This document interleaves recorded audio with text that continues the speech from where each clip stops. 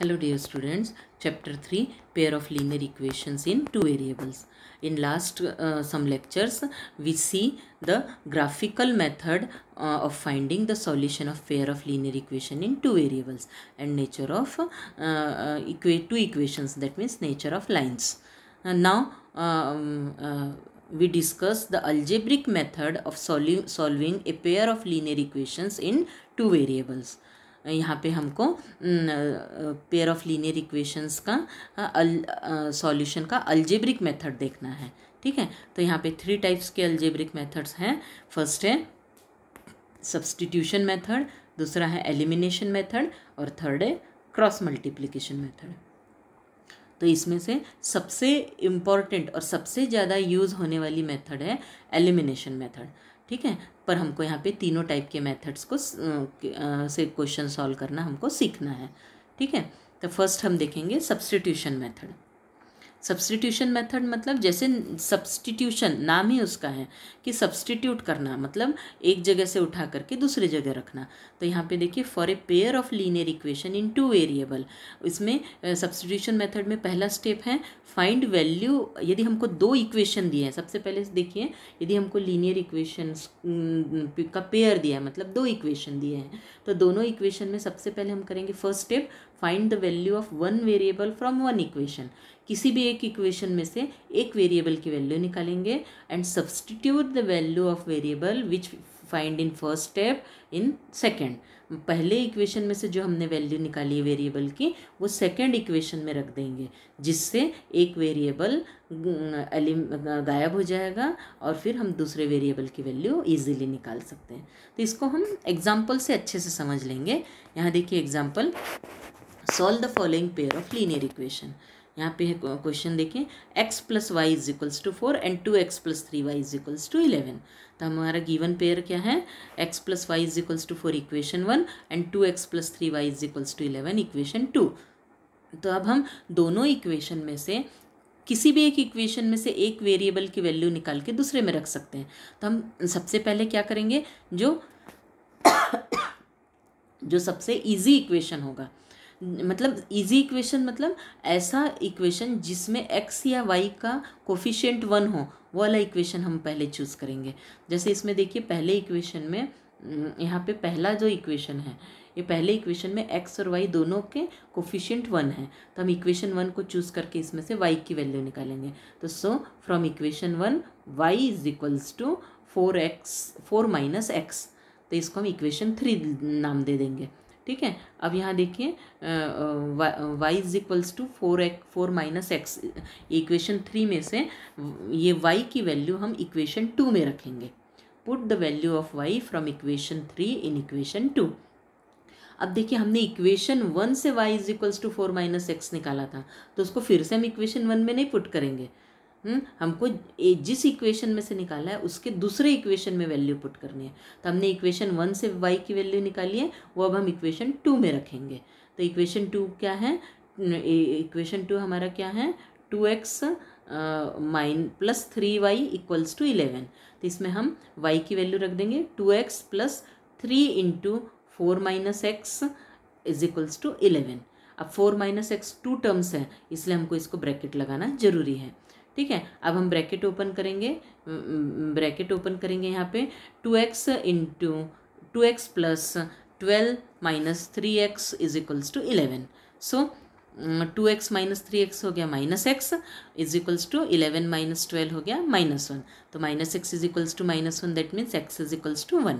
अब ये जो x की वैल्यू मिली है वो इक्वेशन 3 में रख देंगे, तो हमको y की वैल्यू मिल जाएगी. So put from equation 3 y is equals to 4 minus x था, तो y is equals to 4 minus 1, y की वैल्यू 3 आ गई. तो यहाँ पे x की वैल्यू 1 और y की वैल्यू 3 आई. सो हमारा सॉल्यूशन पेयर x y कितना आ गया, 1 3 आया. तो आंसर इस तरीके से लिखते हैं सॉल्यूशन पेयर के फॉर्म में. ठीक है, तो इसको हम सब्स्टिट्यूशन मेथड बोलते हैं, जिसमें हम एक इक्वेशन से किसी भी एक वेरिएबल की वैल्यू निकाल के दूसरे इक्वेशन में सब्स्टिट्यूट करते हैं और फिर वो दूसरा वेरिएबल की वैल्यू पहले निकालते हैं और उसकी हेल्प से पहला वेरिएबल की वैल्यू निकालते हैं. तो इसको हम सब्स्टिट्यूशन मेथड कहते हैं. अब इसी का एक एग्जांपल हमको एक टेक्स्ट बुक में दिया है, example 7, given pair of linear equations 7x minus 15y equals to 2 equation 1, x plus 2y is equals to 3 equation 2।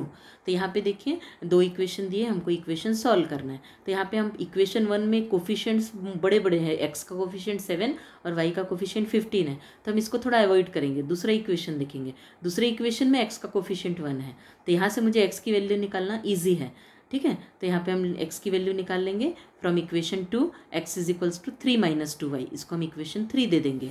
अब ये इक्वेशन 3 की वैल्यू इक्वेशन 2 में से निकाला है, तो हम इक्वेशन 2 में नहीं रखेंगे, अब इक्वेशन 1 में रखेंगे। Put the value of x from equation 3 in equation 1। हमारा इक्वेशन 1 है 7x minus 15y equals to 2। So 7 into 3 minus 2y, bracket लगाना भूलना नहीं है। 7 into in bracket 3 minus 2y minus 15y is equals to 2। So 7 अंदर multiply करेंगे, 21 minus 14y minus 15y is equals to 2। So minus 14y minus 15y equals to 2 minus 21 means minus 29y is equals to minus 19। So 29y minus minus cancel हो जाएगा दोनों side से, 29y is equals to 19, so y is equals to 19/29। अब इसको हम short नहीं कर सकते, इसलिए हम इसके ये आंसर इसी तरीके से रखेंगे। अब y की ये वैल्यू हम इक्वेशन 3 में रखेंगे। हमारा इक्वेशन 3 क्या था, x is equals to 3 minus 2y। So x is equals to 3 minus 2 into 19/29। So x is equals to 3 minus 38/29 it gives x is equals to 87 minus 38/29, so x is equals to 49/29। तो हमारा solution pair क्या हो गया, xy is equals to 49/29, 19/29। हमेशा याद रखिए solution pair x Y में x की वैल्यू पहले और y की वैल्यू बाद में आती है। गलती से भी आगे पीछे वैल्यू मत करिए, क्योंकि यहाँ पे हम पहले y की वैल्यू निकाले फिर x की वैल्यू निकाले, तो लिखते समय गलती हो सकती है, इसलिए ध्यान से उसको लिखना है, ठीक है। तो ये हो गया सब्स्टिट्यूशन मेथड। अब इसके कुछ वर्ड प्रॉब्लम जो हमने पहले सॉल्व किए थे पहले लास्ट एक्सरसाइज में, हाँ वही क्वेश्चंस हमको यहाँ थोड़े डिस्कस करने हैं। एग्जाम्पल 8 देखिए, solve question number 1 of exercise 3.1 by method of substitution. अब हमको एक्सरसाइज 3.1 का पहला क्वेश्चन क्या था, आपको याद होगा, आफ्ताब और उसके डॉटर का, तो उसको हमको सब्स्टिट्यूशन मेथड से सॉल्व करना है। वहाँ पे हमने ग्राफिकल मेथड से सॉल्व किया था। तो हमको आफ्ताब और डॉटर का एज निकालना था, तो हमने आफ्ताब की age x years present age and present age of daughter हमने y ईयर्स एज्यूम की थी। तो हमको फर्स्ट कंडीशन क्या दिया था, 7 years ago age of Aftab is equals to 7 times the age of daughter.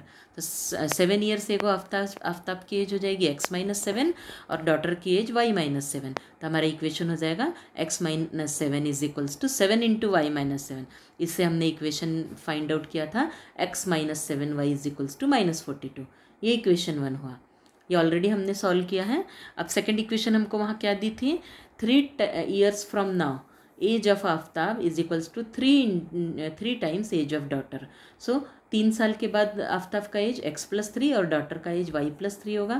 तो हमारा इक्वेशन हो जाएगा x plus 3 is equals to 3 into y plus 3। अब इसको सॉल्व करके हमारा दूसरा इक्वेशन क्या आया, x minus 3y is equals to 6। तो पहले और दूसरा दोनों इक्वेशन जो हमको मिले हैं, अब दोनों इक्वेशन में हम देख रहे हैं कि यहाँ पे देखिए, यहाँ पे पहला जो इक्वेशन है हमारा, एक मिनट, यहाँ पे हमारा जो पहला इक्वेशन है x minus 7y is equals to minus 42 है, और दूसरा इक्वेशन है x minus 3y is equals to 6। दोनों में से किसी भी इक्वेशन में से x की वैल्यू हम निकाल के दूसरे में रख दे तो भी इजी है, क्योंकि दोनों में x का कोफिशिएंट 1 है। तो हमारा छोटा इक्वेशन 2 दिख रहा है, तो हम इक्वेशन 2 में से x की वैल्यू निकालेंगे, x is equals to 6 plus 3y, इसको हम इक्वेशन 3 देंगे, और ये वैल्यू हम इक्वेशन 1 में रखेंगे। Put the value of x from equation 3 in equation 1। हमको इक्वेशन 1 क्या दिया है, x minus 7y is equals to minus 42। यहाँ पे हम x की वैल्यू रखेंगे 6 plus 3y minus 7y is equals to minus 42। अब यहाँ पे 3y minus 7y is equals to minus 42 minus 6, तो हमारा आंसर क्या आया, minus 4y is equals to minus 48। So 4y is equals to 48, y is equals to 48/4 y की value 12 आ गई। अब ये y की वैल्यू 12 हम इक्वेशन 3 में रखेंगे, तो इक्वेशन 3 क्या था हमारा, x is equals to 6 + 3y। So x is equals to 6 + 3 × 12, x is equals to 6 + 36, so x is equals to 42 आया। तो x की वैल्यू 42 और y की value 12, so the present age of Aftab x is equals to 42 years और present age of daughter y is equals to 12 years. तो ये question हमने algebraic method से सब्सटीट्यूशन मेथड यूज़ करके किया है, ठीक है, अलजेब्रिक सॉल्यूशन निकाला है, और वहाँ पे हमने ग्राफिकली सॉल्यूशन निकाला था तो भी हमारा ग्राफ 42-12 पे इंटरसेक्ट हुआ था। तो इस तरीके दोनों तरीके से हम क्वेश्चन सॉल्व कर सकते हैं। अब एक हमारा एग्जाम्पल था, देखिए एग्जाम्पल 9 जो हमने ग्राफिकल मेथड से सॉल्व किया था। Cost of 2 pencils and 3 erasers is ₹9 and cost of 4 pencils and 6 eraser is ₹18। तो find the cost of each pencil and each eraser. तो ये क्वेश्चन सॉल्व करने के पहले एक बात ध्यान दीजिए, ये आफ्ताब और डॉटर वाला जो क्वेश्चन है इसमें जो दोनों इक्वेशन बने थे, अब इन दोनों का x और y का एक ही सॉल्यूशन आ रहा है। इसका मतलब इनके जो दोनों इक्वेशन बने थे वो इक्वेशन इंटरसेक्टिंग लाइंस वाले थे, तभी तो हमको इसका एक ही सॉल्यूशन मिला है। मतलब इसमें जो a1/a2 है नॉट इक्वल्स टू b1/b2 था, ठीक है, इसीलिए हमको सिंगल सॉल्यूशन मिला है। तो अब इस क्वेश्चन में देखिए हमको कंडीशन क्या दी है कि 2 पेंसिल्स और 3 इरेजर्स 9 रुपीज़ में है और 4 पेंसिल और 6 इरेजर 18 रुपीज़ में। यदि हम cost of 1 pencil ₹x assume करें and cost of 1 eraser ₹y है, तो फर्स्ट कंडीशन क्या है, 2x + 3y = 9, equation 1, and second condition 4x + 6y = 18, equation 2। तो जो हमको कंडीशन दी है इससे हमने इक्वेशंस तैयार कर लिए। अब ये दोनों इक्वेशंस को यदि हम a1/a2 और b1/b2 निकाल के देखें तो यहाँ ध्यान दीजिए a1/a2 2/4 1/2 आ गया, और 3/6 भी 1/2 है, और -9/-18 c1/c2 भी 1/2 आ रहा है। मतलब ये कॉन्सिडेंट लाइन का एग्जाम्पल है। तब हम इसको सब्सटीट्यूशन में, और कॉन्सिडेंट लाइंस के कितने सॉल्यूशन होते हैं, इनफाइनाइट सॉल्यूशंस होते हैं। तब हम सब्सटीट्यूशन मेथड से इसको सॉल्व करेंगे तो हमको कैसा सॉल्यूशन मिलेगा, इसको हमको ज़रा ध्यान से देखना है। तो अब हम जैसे सब्सटीट्यूशन मेथड यूज़ करते हैं वैसे हम करेंगे। इक्वेशन 1 से हम x की वैल्यू निकालेंगे और इक्वेशन 2 में रखेंगे।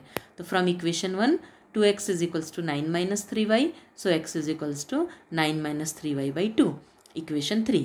अब इक्वेशन 3 की वैल्यू हम इक्वेशन 2 में रखेंगे, ठीक है। तो इक्वेशन 2 क्या है, 4x + 6y = 18, सो 4 × x की वैल्यू रख दिए 9 - 3y + 3y/2 + 6y = 18।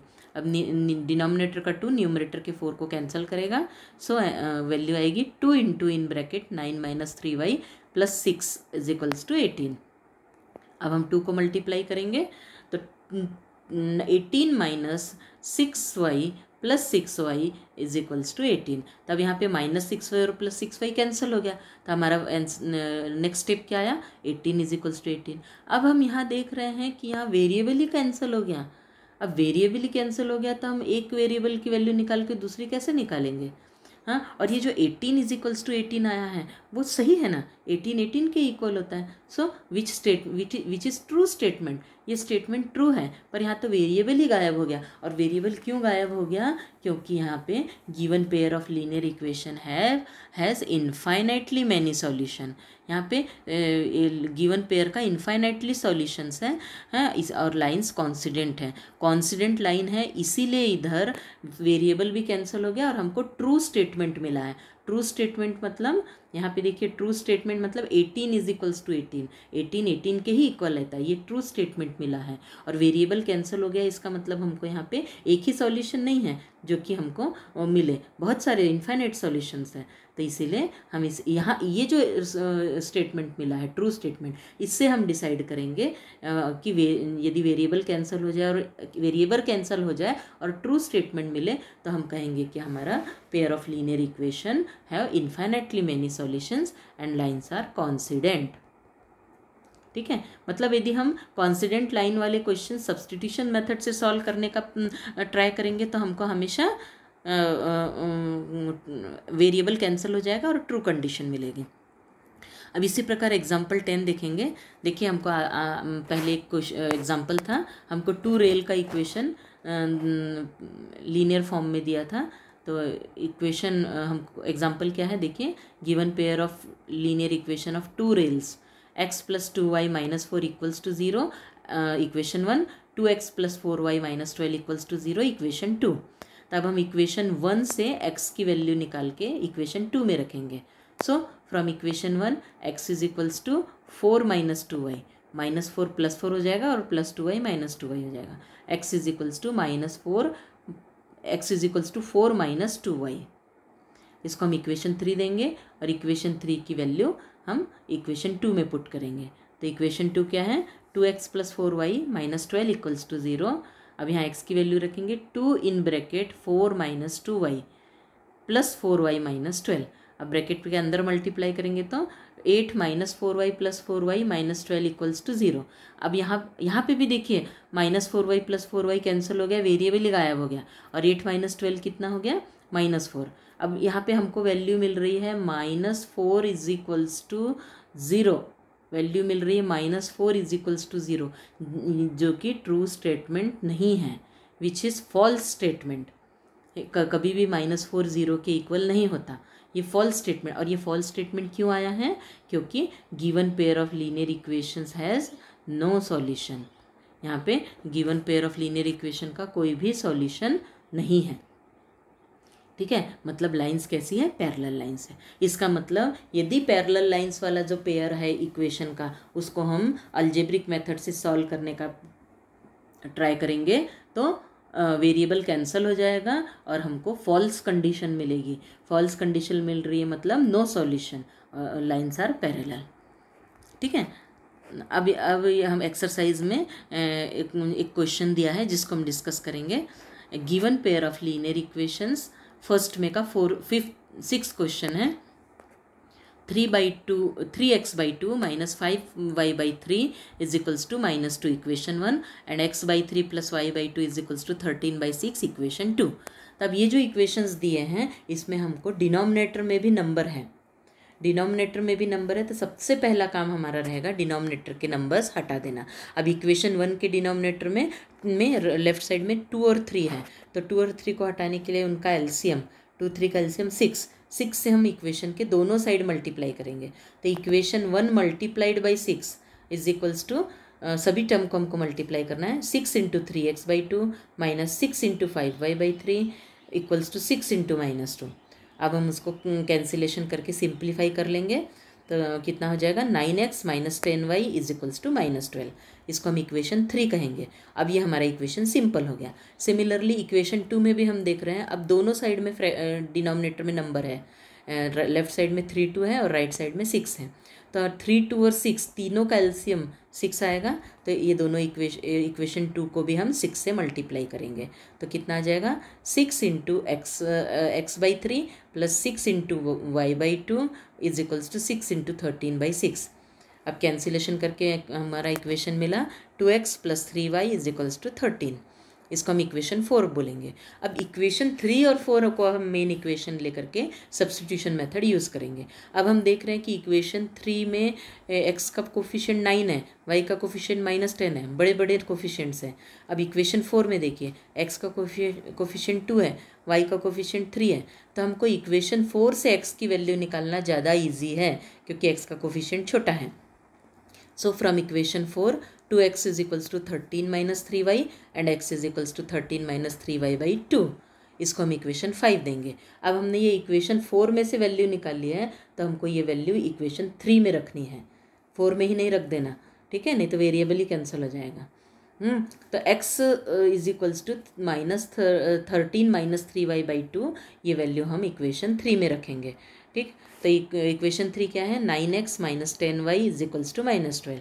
इसमें हम x की वैल्यू रखेंगे 9 × 13 - 3y/2 - 10y = -12। अब 9 को 2 से डिवाइड नहीं कर सकते, पर अब डिनोमिनेटर का 2 तो हटाना है, तो इसको हम क्या करेंगे, मल्टीप्लाई बोथ साइड बाई 2। तो हर एक टर्म को फिर से 2 से मल्टीप्लाई कर देंगे। 2 × 9 = 13 - 3y/2 - 2 × 10y = 2 × -12। अब देखिए नीचे ऊपर का 2 कैंसिल हो गया। अब ये 9 को अंदर मल्टीप्लाई करेंगे। 9 into 13 117 minus 9 into 3 27y is equals minus 20y is equals to minus 24। So minus 27y minus 20 is equals to minus 24 into 117। अब हम इसको सॉल्व करेंगे। Minus 47y is equals to minus 141 आ गया, तो माइनस माइनस कैंसिल करेंगे तो y is equals to 141/47। 47 3 ज़ा 141, सो y की वैल्यू आ गई 3। अब ये y की वैल्यू हम इक्वेशन 5 में रख रहे हैं। हमारा इक्वेशन 5 क्या था? x is equals to 13 minus 3y/2। So x is equals to 13 minus 3 into 3/2, 13 minus 9/2, x is equals to 4/2 means 2। तो x की वैल्यू 2i और y की वैल्यू 3i है। तो हमारा सॉल्यूशन पेयर एक्स वाई क्या हो गया? 2 3। तो इस तरीके से यदि हमको किसी भी इक्वेशंस में डिनोमिनेटर में नंबर है तो पहले उसको हटाना है और फिर सब्स्टिट्यूशन मेथड से सॉल्व करना है। तो स्टूडेंट्स, हमने जो सभी एग्जांपल्स पढ़े हैं वो, और एक्सरसाइज का क्वेश्चन नंबर 1 और क्वेश्चन नंबर 2, क्वेश्चन नंबर 2 में भी हमको सब्स्टिट्यूशन मेथड से इक्वेशन सॉल्व करना है और एक्स वाई की जो वैल्यू आएगी उसको जो एक m वाला इक्वेशन दिया है उसमें रख के m की वैल्यू फाइंड आउट करनी है। तो इक्वेशन नंबर एक्सरसाइज का क्वेश्चन नंबर 2 तक के हमको कंप्लीट करना है। Okay, thank you.